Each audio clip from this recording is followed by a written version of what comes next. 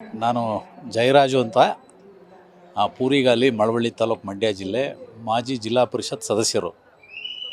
ಇವತ್ತು ನಮ್ಮ ಚೇತನ್ ಸರ್ ಒಂದು ಒಳ್ಳೆ ಕಾರ್ಯಕ್ರಮ ಮಾಡ್ತಾಯಿದ್ದಾರೆ.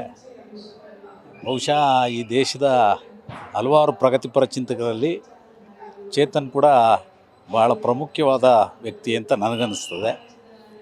ಹಾಗಾಗಿ ಇವತ್ತು ಇಡೀ ದೇಶ ಭ್ರಷ್ಟಾಚಾರ, ಜಾತಿ ಈ ವ್ಯವಸ್ಥೆಯಲ್ಲೇ ತುಂಬಿ ತುಳುಕೋಗಿ ಈ ನಮ್ಮ ಸಂವಿಧಾನದ ಆಶಯಗಳು ಏನಿತ್ತು ಅದು ಯಾವುದೂ ಕೂಡ ಈಡೇರಲಿಕ್ಕೆ ಅಥವಾ ಅದು ಅನುಷ್ಠಾನ ಆಗಲಿಕ್ಕೆ ಬಿಡ್ತಾ ಇಲ್ಲ.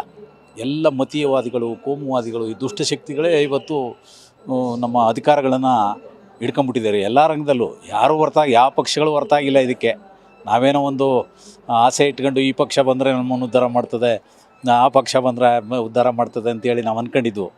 ಬಟ್ ಆದರೆ ಆ ಥರ ಎಲ್ಲೋ ಒಂದು ಕಡೆ ಅದು ಆಗ್ತಾಯಿಲ್ಲ. ಅದು ದಿನೇ ದಿನೇ ಸಮಸ್ಯೆಗಳನ್ನು ಹುಟ್ಟಾಕಿ ಈ ದೇಶದ ಮೂಲ ನಿವಾಸಿಗಳು ಯಾರಿದ್ರು ಅವರು ಈ ಅಧಿಕಾರದ ಸೂತ್ರ ಹಿಡಿಬೇಕಾಯಿತು, ಈ ದೇಶದ ಅಧಿಕಾರ ಚುಕ್ಕಾಣಿನ. ಅದಾಗ್ತಾಯಿಲ್ಲ. ಅವರನ್ನೇ ಸೈಡಿಗೆ ತಳ್ಳಿ ಅವರ ಇಲ್ಲಿ ಸಲ್ಲದ ಒಂದು ಕ್ರಿಯೇಟ್ ಮಾಡ್ತಾ ಇರ್ತಕ್ಕಂಥದ್ದು ಸಮಸ್ಯೆಗಳು ಕ್ರಿಯೇಟ್ ಮಾಡಿ ದಿನೇ ದಿನೇ ಅವರು ಒಂಥರ ಕುಗ್ಗೋಗ್ಬೇಕು ಮಾನಸಿಕವಾಗಿ. ಆ ಥರದ ವ್ಯವಸ್ಥೆಗಳನ್ನ ಮಾಡ್ತಾ ಇರ್ತಕ್ಕಂಥದ್ದು ಇವತ್ತು ನಾವು ಕಾಣ್ತಾ ಇದ್ದೀವಿ. ಆ ನಿಟ್ಟಿನಲ್ಲಿ ಇವತ್ತು ನಮ್ಮ ಚೇತನ್ ಸಾಹೇಬರು ಮಾಡ್ತಾ ಇರೋದು ಕಾರ್ಯ ಬಹಳ ಒಳ್ಳೆಯ ಕಾರ್ಯ. ಆ ನಿಟ್ಟಿನಲ್ಲಿ ಇಡೀ ರಾಜ್ಯದ ಜನತೆ ಎಚ್ಚೆತ್ಕೋಬೇಕು. ಅದರಲ್ಲೂ ಕೂಡ ಮತದಾರ ಭ್ರಷ್ಟನಾಗ್ಬಿಟ್ಟಿದ್ದಾನೆ ಇವತ್ತು. ಮೂಲ ಕಾರಣ ಏನು ಅಂತಂದರೆ ಈ ಮತದಾರ ಭ್ರಷ್ಟನಾಗಿರ್ತಕ್ಕಂಥದ್ದೇ ಇದಕ್ಕೆಲ್ಲ ಮೂಲ ಕಾರಣ. ಮತದಾರ ತನ್ನ ಬಾಬಾ ಸಾಹೇಬ್ ಅಂಬೇಡ್ಕರ್ ಅವರು ಏನು ಮತದಾನದ ಮುಖಾಂತರ ನಿಮ್ಮ ಉದ್ಧಾರ ಆಗ್ತದೆ, ನಿಮ್ಮ ಪ್ರತಿನಿಧಿಯನ್ನು ಆಯ್ಕೆ ಮಾಡ್ಕೊಳ್ಳಿ ಅಂತ ಏನು ಹೇಳ್ಕೊಟ್ಟಿದ್ರು, ಅದನ್ನು ಎಲ್ಲ ಮರ್ತುಬಿಟ್ಟಿದ್ದೀವಿ. ಆ ಸಮಯದಲ್ಲಿ ಆ ಚುನಾವಣಾ ಸಂದರ್ಭದಲ್ಲಿ ಹಣಕ್ಕೋ ಎಂಡಕ್ಕೋ ಮತ್ತೊಂದಕ್ಕೋ ನಾವು ಇದಾಗಿ ಜನಸಾಮಾನ್ಯರು ಉತ್ತಮವಾದಂಥ ವ್ಯಕ್ತಿಗಳು ಆಯ್ಕೆಯಾಗಿ ಬರ್ತಾಯಿಲ್ಲ.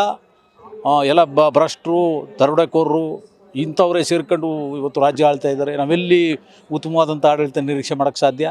ಆ ನಿಟ್ಟಿನಲ್ಲಿ ಒಂದು ಪ್ರಬಲವಾಗಿ ಈ ಹೋರಾಟ ಇದು ಆಗಬೇಕು. ಮತ್ತು ನಮಗೇನು ಸ್ವತಂತ್ರ ಪೂರ್ವದಲ್ಲಿ ನಮಗೆ ಇತ್ತು ಹೋರಾಟ, ಆ ಕಿಚ್ಚು ಎಲ್ಲರಲ್ಲೂ ಬರಬೇಕು. ಮತ್ತು ಈ ಭ್ರಷ್ಟಾಚಾರ ಅಳಿಸಬೇಕು ಮತ್ತು ಜಾತಿವಾದ ಅಳಿಸಬೇಕು. ಇವೆಲ್ಲ ಹೋಗಿ ಪ್ರಜಾಪ್ರಭುತ್ವ ಆಶಯ ಏನಿದೆ ಮೂಲ ಆಶಯ ಅದರಂತೆಯೇ ನಡಿಬೇಕು. ಆ ನಿಟ್ಟಿನಲ್ಲಿ ಒಂದು ಶಕ್ತಿ, ಒಂದು ಸಮೂಹ ಇವತ್ತು ತಯಾರಾಗಬೇಕಾಗಿದೆ ಅಂತಕ್ಕಂಥದ್ದು ನನ್ನ ಅಭಿಪ್ರಾಯ. ಧನ್ಯವಾದಗಳು.